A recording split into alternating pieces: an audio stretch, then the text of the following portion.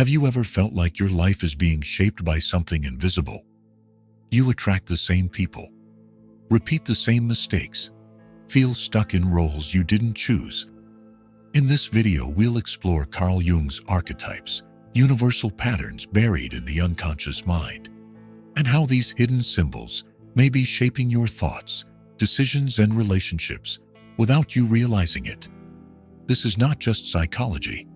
It's your story, revealed. But what exactly is an archetype? And why did Carl Jung believe they live inside all of us?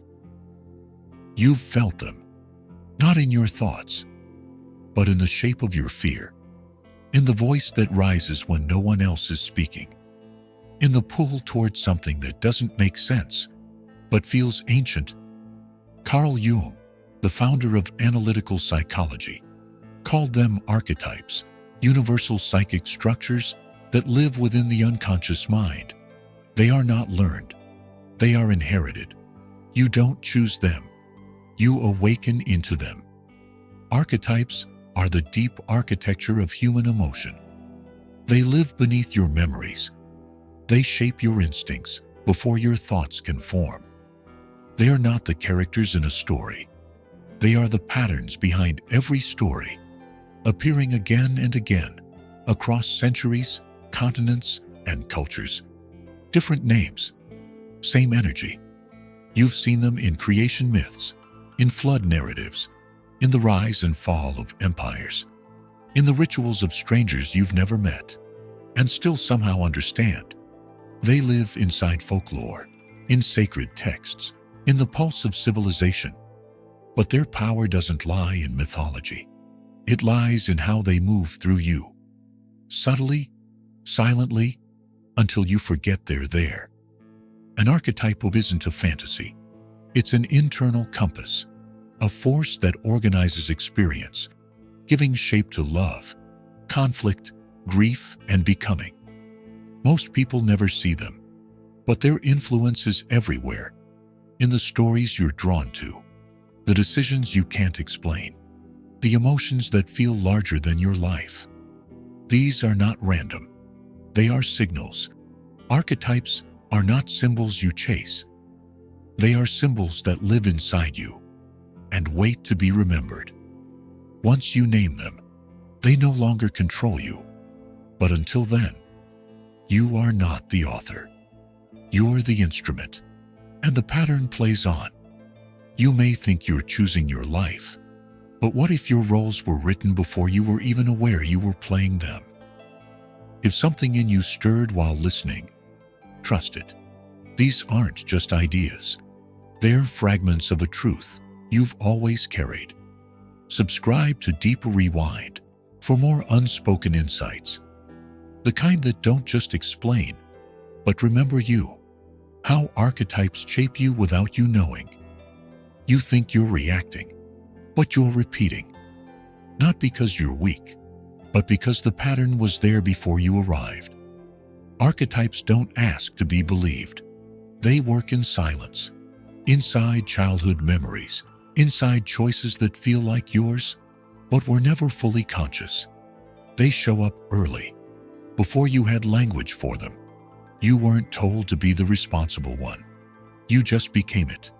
You weren't asked to carry other people's pain. You just learned how.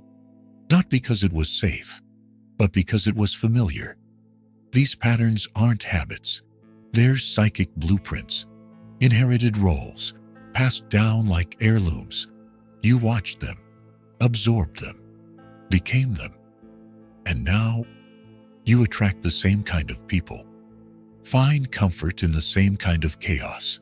Repeat the same emotional scenes with different actors in different rooms. Why? Because the archetype is still active, guiding you from the inside out. You're not just being kind. You're playing the healer. You're not just keeping peace. You're wearing the diplomat's mask. Even your resistance has a script. The rebel, the runner, the ghost. Most of the time you don't even realize you're in character. But the body knows. It stiffens when the role no longer fits. It breaks down under the weight of what you were never meant to carry. And still, you play it, because the archetype has written itself into your nervous system. Jung warned that until we make the unconscious conscious, it will direct our lives, and we will call it fate. So if life feels like repetition, it is, not because you're stuck, but because something deeper is trying to be seen. And once you see it, the pattern loses its power, because the moment you become the witness, you stop being the puppet. It's not just within you. Archetypes shape the world around you too. And in the wrong hands, they become tools of control. The power of symbolism in culture and control. The stories never stopped. They just changed their names. The gods became superheroes. The rituals became advertisements. The temples turned into screens. But the symbols remained. Carl Jung warned us. The archetypes don't disappear when we ignore them. They get weaponized. What once emerged from within is now projected onto everything around us. Governments use symbols to stir allegiance. Religions use them to sculpt morality. Corporations use them to sell identity. You're not just buying a product. You're buying the illusion of the archetype behind it. The warrior, repackaged as a pickup truck. The lover, poured into a perfume bottle. The rebel, stitched into a jacket with a logo. They don't sell objects. They sell mirrors, and you, unknowingly, try to live up to the reflection. This is no accident. Politicians rise on the myth of the savior. Opponents are cast as villains. Movements are framed as heroes or martyrs. It's not logic that moves people. It's narrative. A narrative built on ancient archetypes that bypass reason and strike directly into the nervous system. That's why crowds don't think, they feel and follow, not facts, symbols. Because once the archetype is awakened, you stop asking questions. You start playing your part. This isn't manipulation at the surface. This is mythological control, an orchestra of symbols designed to activate your unconscious without your permission. And the most dangerous part? You think it's your idea. The way you vote, the side you choose, the hate you justify, the desire you obey, all fed by images designed to make you feel like a character in a story you never wrote. Jung believed that if we don't recognize the archetypes within us, we'll become slaves to the ones outside of us. So look closer. That banner, that brand, that belief. Is it truth? Or is it a story designed to keep you obedient? Because if you don't see the symbol sees you, and it doesn't blink. But symbols don't just manipulate, they also guide, especially in your dreams. Dream symbols and personal myth. When the world goes quiet, your unconscious begins to speak, not in words, not in logic, but in symbols. A hallway with no end. A faceless figure watching you. A door you can't open. A voice you've never heard, but somehow remember. These aren't random. They're encrypted messages from the part of you that still remembers what you forgot. Carl Jung believed that dreams were the royal road to the unconscious. Not illusions, but instructions. Fragments of myth trying to surface in modern skin. That fire in your childhood home? Not just fear, it's transformation. That old man whispering, not just a stranger, it's the sage. Dreams don't tell you what's wrong. They show you what's hidden, through symbols, through conflict, through emotion too large for waking life. And yet, most people dismiss them. They wake up, forget the dream, and return to the script. But you've felt it. That dream you keep having. That figure that keeps returning. That story that plays again and again. With different faces, but the same lesson. You're not imagining it.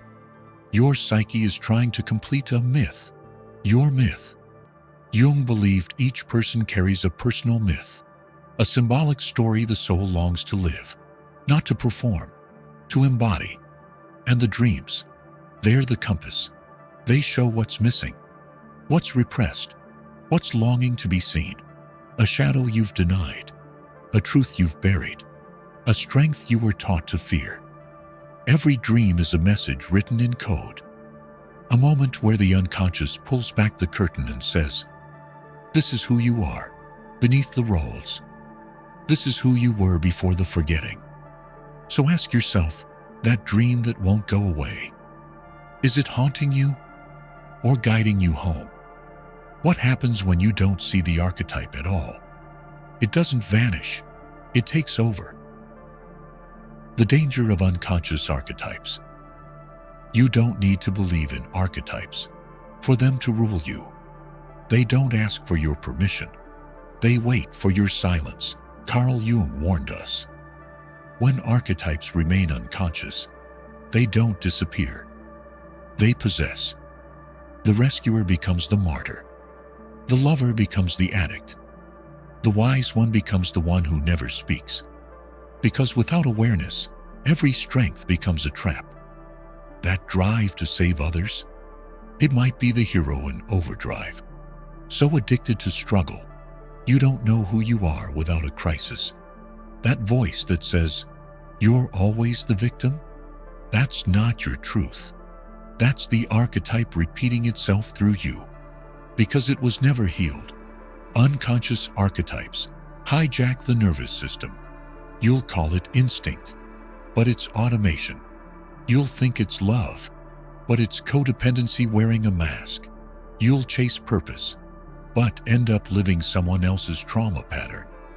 This is not fate, it's repetition. Archetypes are not evil, but unexamined, they become dangerous. They limit your choices because they tell you who you're allowed to be, and you follow because the role feels familiar. But that familiarity, that's not alignment, that's conditioning. Until you bring these forces to light, you're not living a life. You're repeating a myth that didn't start with you, but will end with you if you're brave enough to face it. You are not the caregiver, not the outsider, not the savior. You are the space that holds them. You are the one who gets to choose, but only if you wake up. Because if you don't, they will choose for you. So how do you take your power back? Not by rejecting the role, but by remembering the one who's been playing it. How to recognize and reclaim your archetypal power. The first step is not to change the story. It's to recognize you've been living one. The archetype cannot be destroyed, but it can be seen. And once seen, it softens. You begin to notice the roles, not with shame, but with curiosity. Who have I been performing? What did that role protect me from? And when did I stop being the one who chose? Start here. Write down the emotions that repeat, the identities that feel safe, the habits that feel ancient, like they don't even belong to you. These are clues, breadcrumbs leading you to the archetype underneath. Jung called this process individuation, the act of becoming whole by reuniting with the parts of yourself you exiled. You don't heal by rejecting the archetype. You heal by integrating it. You make space for the warrior without becoming consumed by the fight. You honor the lover without losing yourself in longing. You listen to the orphan without abandoning the adult you've become. This is not spiritual fluff. It's internal architecture. And the more conscious you become, the more choice it returns. You realize you can step out of the roles, not to float above life, but to stand inside it with your hands on the pen. Because that's what this is, a turning point, the moment where the myth begins to crack and something real steps through. You are not just the one who plays the part, you are the one who rewrites it. So pause, feel into the pattern, speak to the role you've been living, thank it for surviving, and tell it you're ready for something new. Because behind the mask, You were never a character. You were always the author. You were never just the character. You were the storyteller all along. And now, it's your turn to write a new myth. The story was never the enemy. It was the silence around it. The archetypes weren't here to trap you. They were here to show you where you've been living on repeat and where you've been waiting to be found. Every pattern had a reason. Every role held a survival map. But survival isn't the destination.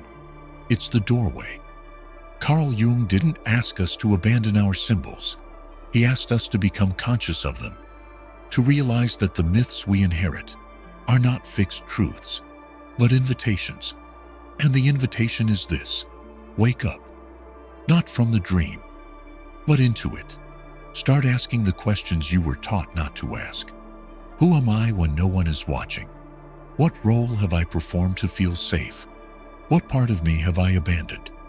Because the script didn't allow it.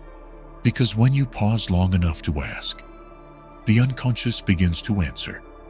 Not in words, but in symbols, in dreams, in emotion that doesn't fit the moment, in memories that knock louder the more you avoid them.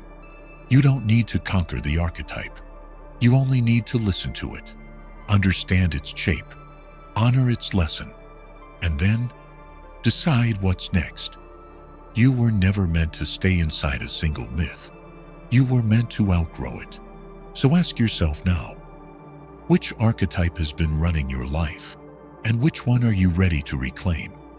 Drop your answer in the comments below. Speak it into light. And if this stirred something in you, don't scroll past it. Subscribe to Deep Rewind, because we don't just analyze psychology. We uncover the hidden patterns that have shaped your mind, your myth, and your becoming. One truth at a time. If you enjoyed the video, don't forget to like, subscribe, and hit the notification bell so you never miss an update. We'd love to hear your thoughts, so feel free to drop a comment below and share your opinions. We read every single one. Thanks for watching.